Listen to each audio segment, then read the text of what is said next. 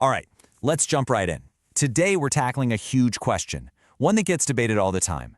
What really separates the rich from the poor? Is it all about your personal habits and your discipline? Or are there bigger, systemic hurdles that are holding people back? We're going to explore both sides of this argument. And yeah, this is really the heart of it all. Because when you start looking for answers, you pretty much find they fall into two very, very different camps. So on one hand, you've got the argument that says wealth is a direct result of our individual choices, our day-to-day discipline. But on the other hand, you have the idea that poverty is actually a structural problem. It's a trap that's kind of built into the economic system itself. So let's kick things off with that first perspective. Okay, so first up, let's talk about the habits argument. This is the idea that your financial destiny is fundamentally in your own hands, and it's shaped by all those little decisions you make every single day. The core of this viewpoint is that wealth just doesn't happen by accident. Nope. It's something you build, brick by brick, through deliberate, consistent action. And one of the biggest voices in this camp is definitely Ramsey Solutions. So Ramsey Solutions did the largest study of its kind on millionaires, and what they found was fascinating.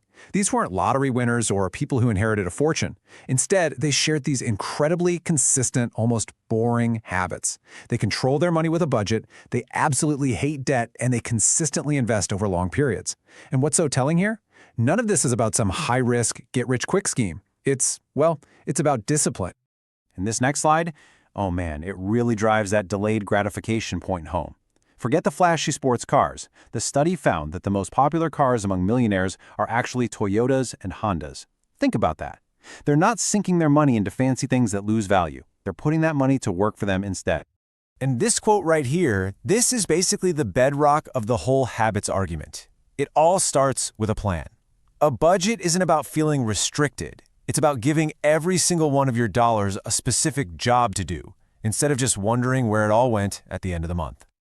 Okay, so that's the case for building good habits. But, there's always a flip side to the coin. Another source, alux.com, frames it a bit differently.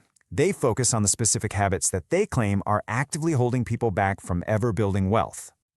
Now look, this is a pretty blunt list, right? This perspective is much more direct. It suggests that things like too much passive entertainment, poor health choices, and what they describe as a victim mentality are real, active barriers to success. It's a provocative list for sure, but it's absolutely central to the argument that individual choices are the main thing driving your financial outcome. All right, so that's a really strong case for personal responsibility. But it's only half the conversation. So now let's do a complete 180 and look at this from a totally different angle. The systems perspective.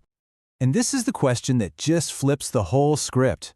What if you're doing everything right? You're budgeting, you're avoiding debt, you're trying to save, but the game itself feels rigged against you. This is exactly where the systems perspective comes in. You see, the core idea here is a concept economists call a poverty trap. Now, as explained in a paper by Christopher Barrett, this isn't just about being poor for a little while. A poverty trap is a self-reinforcing cycle. It's a mechanism that actively keeps people poor, making it incredibly, incredibly difficult to escape, no matter how hard they try. So how in the world do these traps actually work? The key is to understand what creates this powerful downward pull. I mean, seriously, think about it like economic gravity. For some people, the force holding them down is just too strong to break away from. Well, according to Barrett's research, one of the most common ways a poverty trap forms is through what he calls the multiple financial market failures model. It sounds complex, but it breaks down like this. First off, you can't get a loan, not to start a small business, not even to get you through a tough month. Second, you don't have insurance, so one single bad event, a surprise medical bill, a car accident, can be completely catastrophic.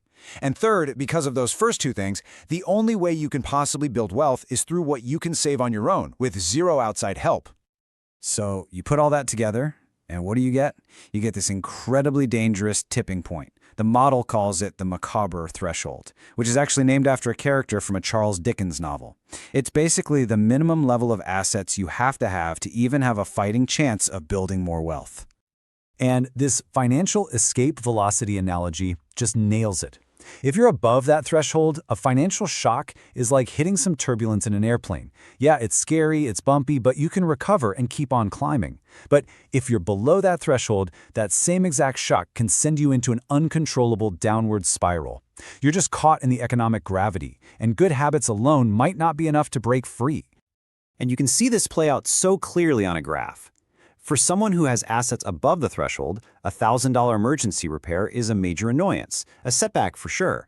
But for someone below it, that same $1,000 expense could mean losing their car, which means they lose their job, which means they lose their home. The starting point changes absolutely everything. And it gets even more complex than that. Barrett's paper points out that for some people, the trap is basically permanent. It's a single, low-level state they just can't escape. But for others, they're living right on the edge of that macabre threshold, where just a tiny little push could be enough to help them finally achieve that escape velocity. So, if poverty can actually be a structural trap, a feature of the system, not a bug, then the million-dollar question is, how on earth do you break that cycle?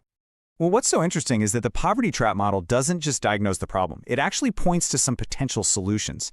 And these solutions aren't about telling people to just try harder. They're about changing the entire economic environment. The research really proposes two main types of interventions. First, you have what are called cargo nets. These are things like modest asset transfers that are designed to give people that little boost they need to get over the macabre threshold. Then you have safety nets. These are things like insurance programs or social protections that are designed to prevent a single shock from knocking someone back down below that critical line. And here's the really mind-blowing part: the potential for a multiplier effect. A small, really well-targeted boost at exactly the right time doesn't just help someone for a day or a week. By pushing them over that threshold, it can unlock their own ability to build wealth, triggering a climb out of poverty that actually sustains itself over the long term. And that brings us right back to where we started. We've seen two powerful, completely compelling explanations for the wealth gap. One is all about individual discipline and habits, while the other points to a kind of systemic gravity. So the real question is, where do we go from here? Should we focus all our energy on teaching better habits or on building a fairer system? Maybe the real answer lies somewhere in figuring out how we can do both.